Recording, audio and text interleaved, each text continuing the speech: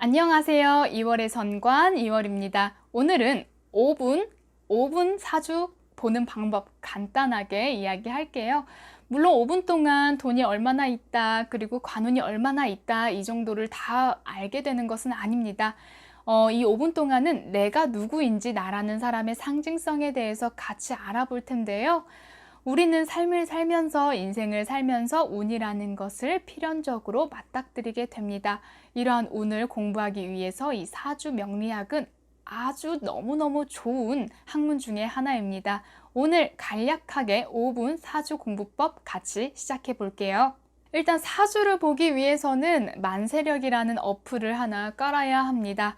안드로이드, 삼성폰 같은 경우에는 하늘 만세력을 다운을 받으시면 되고, 내가 애플을 쓴다, 아이폰이다 하시면은 원각 만세력을 다운 받으시는 게 가장 보편적이고 기본적인 방법입니다.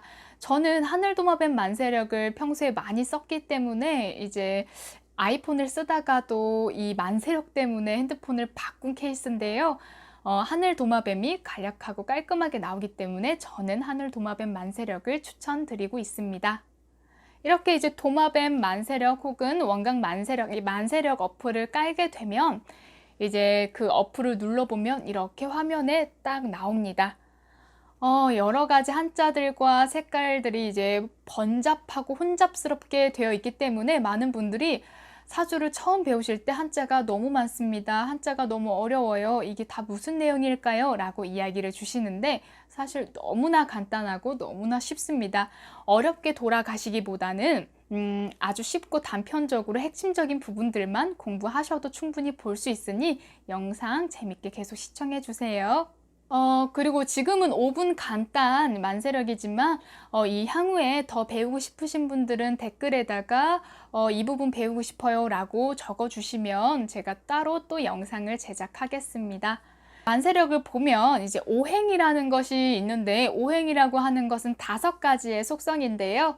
보면은 연두 색깔, 초록 색깔은 나무의 기운을 상징하고, 빨간색을 보면 이 빨간색은 불을 상징합니다. 노란 색깔은 땅을 상징하고, 그리고 흰 색깔은 금을 상징합니다. 회색은 물을 상징합니다. 그래서 이 만세력에는 오행의 속성이 계속 보여지고 이 색깔적인 부분들에서 두드러질 수가 있습니다.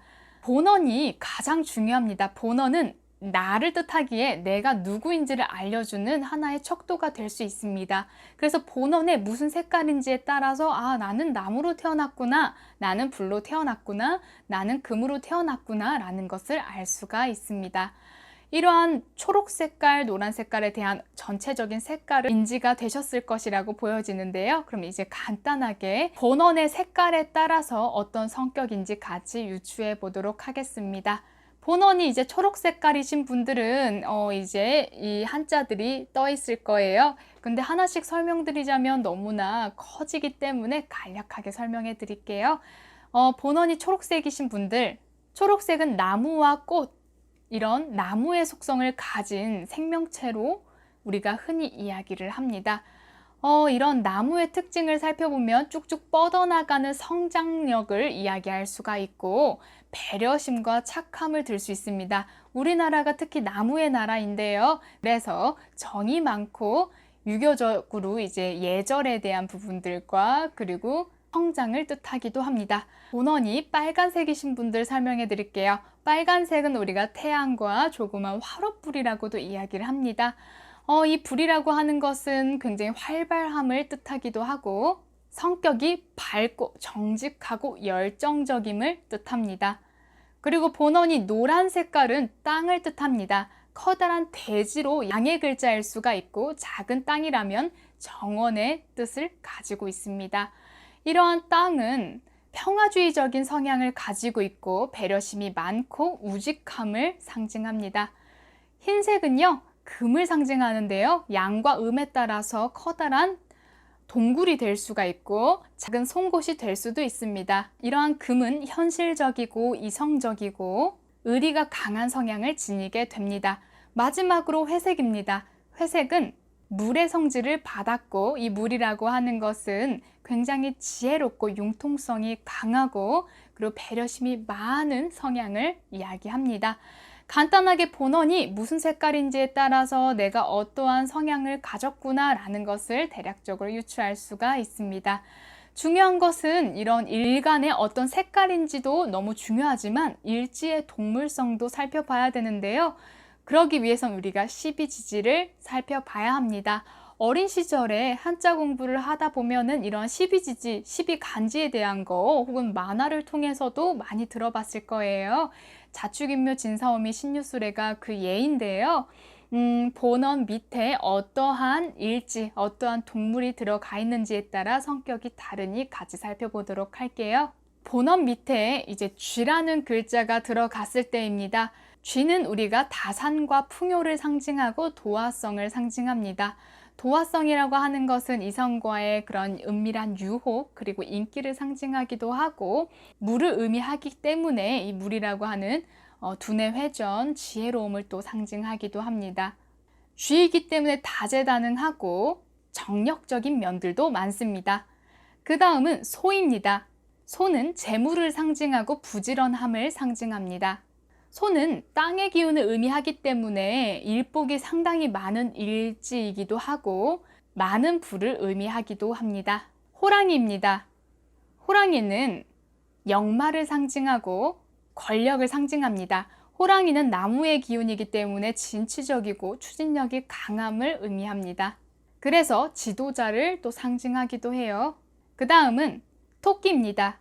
토끼는 예술성을 상징하고 도화성을 상징합니다. 토끼는 나무를 의미하고 아이의 순진함을 상징하고 섬세함과 예술성을 의미합니다. 그 다음은 용입니다. 용은 일간에 따라서 의미가 너무나 많이 달라지기 때문에 그리고 성격도 너무 많이 달라지기 때문에 용은 자세하게 살펴봐야 합니다. 용은 권력을 상징하고 그리고 땅을 의미합니다.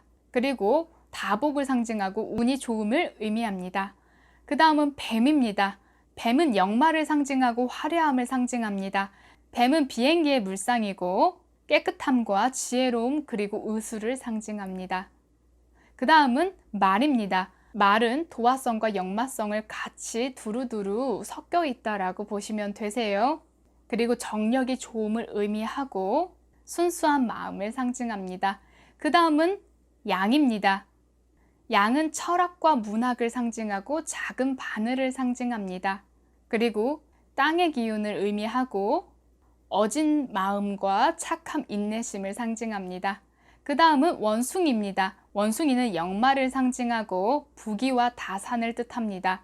원숭이는 금을 상징하고 상당한 재주꾼을 의미합니다. 그 다음은 닭입니다. 닭은 도화성을 상징하고 금을 의미합니다. 섬세함과 완벽함의 상징성이고 강한 영감과 직관력을 상징합니다. 그 다음은 강아지입니다. 개는 독립적이고 자수성가를 상징하고 땅을 의미합니다. 사교술이 있고 고집과 끈기가 강함을 뜻합니다. 마지막으로 돼지입니다. 돼지는 역마를 상징하고 지혜로움과 아이디어 뱅크를 상징합니다. 물을 상징하고 빠른 두뇌 회전이 있습니다. 오늘은 5분 간단 사주에 대해서 같이 이야기를 나눠봤습니다.